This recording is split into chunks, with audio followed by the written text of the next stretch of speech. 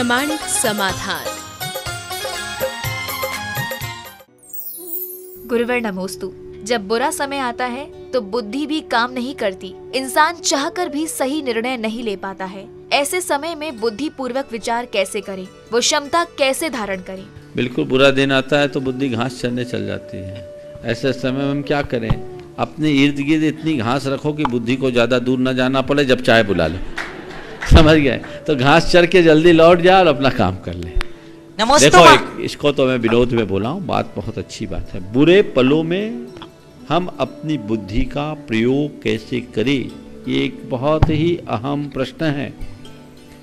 अपने सामने हम कुछ चीजें रखें, जब भी हमारी बुद्धि काम न करे हम अपने बड़े जनों से मार्गदर्शन लें, गुरुजनों के संपर्क में जाएं, उनकी बात सुने और अपना एक दायरा बना लें कि जब मैं खुद निर्णय लेने में अक्षम हूं, मेरी बुद्धि काम न करे तो मैं उस समय किससे सलाह लूं, किससे परामर्श लूं, और उनकी बात का अक्षर से पालन करे। तुम्हारी बुद्धि भले बिगड़ जाए, काम नहीं बिगड़ेंगे। गुरुवर नमोस्तु। द्रव्य पूजा और भाव पूजा में से सबसे ज्यादा पुण्य हमें कौन सी पूजा से मिलता है? अरे पुण्य मिलता है, जो हो जाए सो करो। भाव लगाकर द्रव्य पूजा करो तो पुण्य मिलेगा, बिना भाव के करोगे तो नहीं। और तुम गृहस्थों के लिए द्रव्य पूजा ही आलंबनीय है, इसलिए भाव पूर्वक द्रव्य पूजा करो। गुरुवर नमोस्तु। झांकियों के माध्यम से मुनि, आरिका आदि का पात्र बनकर प्रदर्शन करते हैं, तो क्या ऐसा करने में चतुर्विद संघ के अविनय का दोष लगता है? आचार्य श्री कहते हैं मुनि, आरिका आदि का जो पद है वो नाटक का पद नहीं है, इसलिए कभी भी अभिनय के रूप में झांकी आदि में इन सब का प्रयोग नहीं करना चाहिए, दोषप्रद। गुरुवर नमोस्तु। जैनागम के अनुसार नए घर में प्रवेश कैसे करना चाहिए और क्या नए घर में विधान आदि करा सकते हैं? देखिए, नए घर में प्रवेश बिना पूजन अर्चन के नहीं करना चाहिए। आपने घर में प्रवेश, गृह प्रवेश के समय वास्तु शुद्धि होती है और वास्तु शुद्धि की पूजा होती है। शांति विधान आदि भी आप उसमें कर सकते हैं, यंत्र आदि के माध्यम से कर सकते हैं और उसमें कोई दोष नहीं है। अभी आप उस घर में रह नहीं रहे हैं, विधान हवन करके ही घर में प्रवेश करना चाहिए। गुरुवर नमोस्तु। किसी व्यक्ति के दोनों हाथों की 2 उंगली जुड़ी हुई हैं, तो क्या वह भगवान का अभिषेक और मुनिराजों को आहार दे सकता है? देखिए, हमारे संघ के अनुसार अगर 1 आध 2 उंगली अधिक या हीन हो तो अभिषेक भी कर सकता है, आहार भी दे सकता है। उंगली अंग नहीं उपांग है। हीनांग या अधिकांग को आहार देने के योग कहा है। उंगलियां अंग में नहीं आती, उपांग में आती। इसी तरह किसी की उंगलियां जुड़ी हुई है लेकिन वो व्यक्ति काम करने में समर्थ है, तो उसे आहार दान या अभिषेक से रोकना उचित नहीं है। गुरुवर नमोस्तु। जो हमारे धर्म की हंसी उड़ाते हैं, हम उन्हें क्या जवाब दें जिससे वह कुछ भी कहने व बोलने की कोशिश न करें? देखिए, यदि कोई हंसी उड़ाते हैं तो आप संयुक्तिक तरीके से उनकी बात का समाधान कीजिए। ऐसे तरीके से बात रखिए कि उनकी बोलती बंद हो जाए। मैं एक घटना सुनाता हूँ और व्यक्ति को कैसे बोलना चाहिए आप समझ जाएंगे। मेरे संपर्क में एक डॉक्टर, वो लायंस क्लब से जुड़े हुए थे, रात्रि भोजन के त्यागी थे। अब लायंस वगैरह में कई बार कार्यक्रम रात में होते हैं, तो जब कभी भी रात्रि का कार्यक्रम होता वो जाते पर खाते नहीं, और उनसे जब भी खाने के लिए बोला जाता तो वो कहते मैं जैन हूँ, मैं रात में नहीं खाता। एक कार्यक्रम में इसी तरह पहुँच गए, जब उनसे कहा गया खाने के लिए तो उन्होंने कहा साहब मैं जैन हूँ, मैं रात में नहीं खाता। तो एक सरदार जी को मजाक सूझी, उन्होंने कहा क्या जैन साहब, 12वीं शताब्दी में कोई लाइट की व्यवस्था नहीं रही होगी इसलिए लोग रात में नहीं खाते थे, अब तो बड़ा बड़ा मरकरी लग गया, हेलोजन लग गया, अब रात में खाने में क्या हर्ज है। डॉक्टर साहब ने पलट कर जो जवाब दिया उसे सरदार जी अपना सा मुंह लेकर के रह गए। उन्होंने कहा ठीक कहते हो सरदार जी, 16वीं शताब्दी में नहीं रहे होंगे कोई नाई, अब तो बड़े बड़े सैलून खुल गए, आप अपनी दाढ़ी क्यों नहीं कटवा लेते। उनकी बोलती बंद हो गई। तो जैसा सवाल वैसा जवाब होना चाहिए एक। और यदि आपके पास वो व्यवस्था नहीं है तो ऐसे लोगों से बोल दीजिए कि भाई हमारे आपके पर्सनल जो कांटेक्ट है उसमें धर्म को मत लाइए। आप अपनी रुचि से अपने धर्म का पालन कीजिए, मुझे मेरी रुचि से धर्म का पालन करने दीजिए। धर्म का आचरण नितांत वैयक्तिक है, अपनी अपनी श्रद्धा से जुड़ा है, इसलिए इसमें किसी भी तरह का इंटरफेयर ना आप करिए, ना हम स्वीकार करेंगे, और आप एकदम उधर से तटस्थ हो जाइए, मामला ठीक हो जाएगा। गुरुवर नमोस्तु। डॉक्टर, वकील और इंजीनियर की जरूरत कभी कभी पड़ती है और किसान की जरूरत दिन में 3 बार पड़ती है, तो इंसान किसान बनने में क्यों शर्म करते हैं? कहीं डॉक्टर, वकील और आर्किटेक्ट की ज़रूरत तो हमें यदा कदा होती है, लेकिन किसान की ज़रूरत तो दिन में 3 बार होती ही है।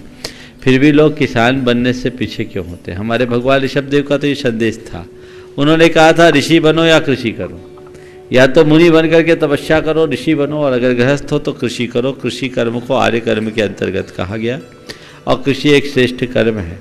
पुराने ज़माने में लोग कृषि पर आधारित जीवन जीते थे। वर्तमान में व्यवस्थाएं बदली और लोग दूसरे तरीके से अपना जीवन जीने लगे, और ख़ासकर अब तो किसानों के बेटे भी कृषि के कर्म से दूर होने लगे। हालांकि एक ट्रेंड में बहुत बड़ा बदलाव आया है। मेरे संपर्क में ऐसे अनेक लोग हैं जिन्होंने IIM से MA किया है, अहमदाबाद से MBA किया है, और वो आकर के घर में खेती कर रहे हैं। बहुत से IITian हैं जो अपने घर में खेती कर रहे हैं और बड़े उन्नत प्रसंस्कृत खेती कर रहे हैं। तो खेती के प्रति लोगों का रुझान होना चाहिए। वस्तुतः अगर कृषि ना हो और हमारे लिए उपज ना मिले तो बाकी चीज़ों की क्या कोई भूमिका नहीं रहेगी। इसलिए जीवन के निर्वाह के लिए हमें इसको बिल्कुल ध्यान रखना चाहिए, और इसीलिए लाल बहादुर शास्त्री ने कहा था, जय जवान जय किसान। तो किसान को कभी भूलना नहीं चाहिए, उसे धरती पुत्र के रूप में जाना जाता है, वो अन्नदाता होता है। इसलिए कृषि और कृषक दोनों के प्रति हमारा सकारात्मक रुख होना चाहिए।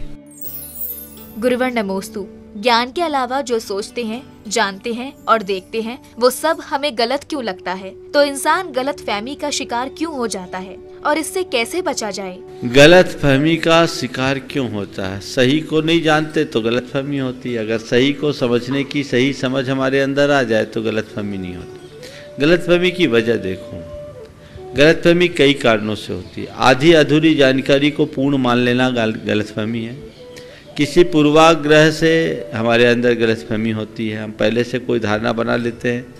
किसी के प्रति हमारे मन में गलत धारणा है, वो सही भी कर रहा है तो हमें लगेगा ये गलत ही कर रहा है। तो हमारे मन की धारणा, हमारा पूर्वाग्रह हमारे लिए गलतफहमी का शिकार बनाता है। गलतफहमी कई लोग पैदा भी कर देते हैं भ्रम डाल करके, एक दूसरे के बीच अंडरस्टैंडिंग को बिगाड़ करके। तो इन सब चीज़ों को दूर करने के लिए सबसे सरल तरीका है कि हम सत्य को समझने की चेष्टा करें। आँखों से देखा और कान से सुना हुआ भी सच हो ऐसा न समझें। कई बार आँख से देखा और कान से सुना हुआ भी झूठ हो जाता है।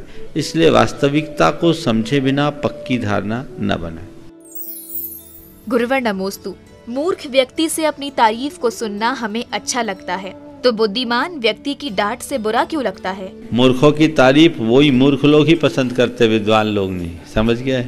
मूर्खों की तारीफ से विद्वान की डांट ज़्यादा अच्छी है, ये समझो। जिस दिन हमारे अंदर ये समझ आ जाएगी, हम कभी किसी भी व्यक्ति के द्वारा कुछ कहने पर विचलित नहीं होंगे। गुरुवर नमोस्तु।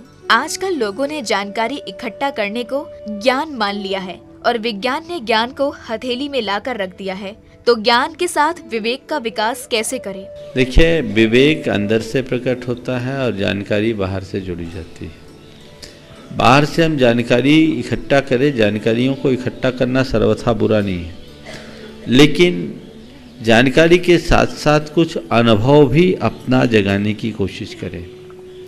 अगर हम अपनी जानकारी का निचोड़ निकालेंगे तब अनुभव होगा। आंखें खुले रखें, केवल जाने नहीं उसे समझने की कोशिश करें। विवेक हमारी भीतरी समझ का द्योतक है। उस विवेक बुद्धि को जगाने में सत्संग की एक महत्वपूर्ण भूमिका है, जो हमारे अंतरंग के विवेक को जागृत करती है। ज्ञान पाना बहुत कठिन नहीं है, सरल है, लेकिन विवेक को जगाना बहुत दुर्लभ है। आज हमारे विद्या के जितने भी केंद्र हैं, जितने भी शिक्षा संस्थान हैं, वो हमारे ज्ञान को बढ़ाने वाले हैं।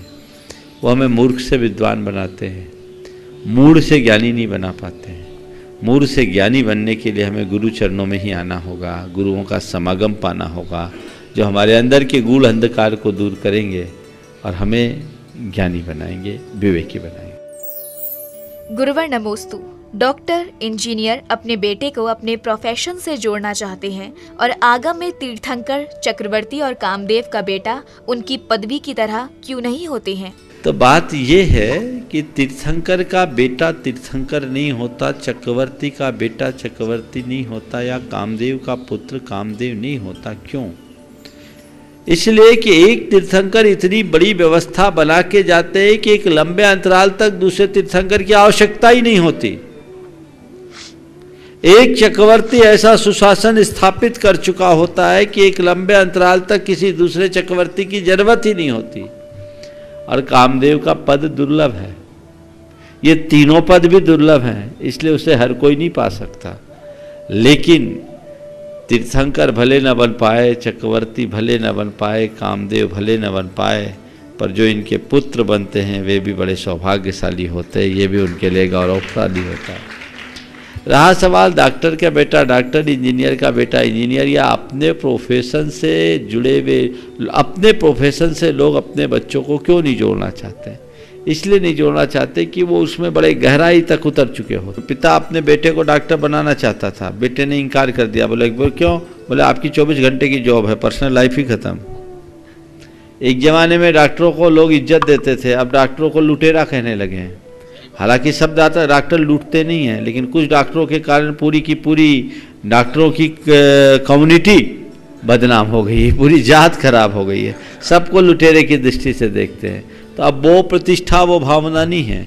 तो ये चीज़ें जब किसी चीज़ को निकट से देख लेते हैं तो ऐसा होता है।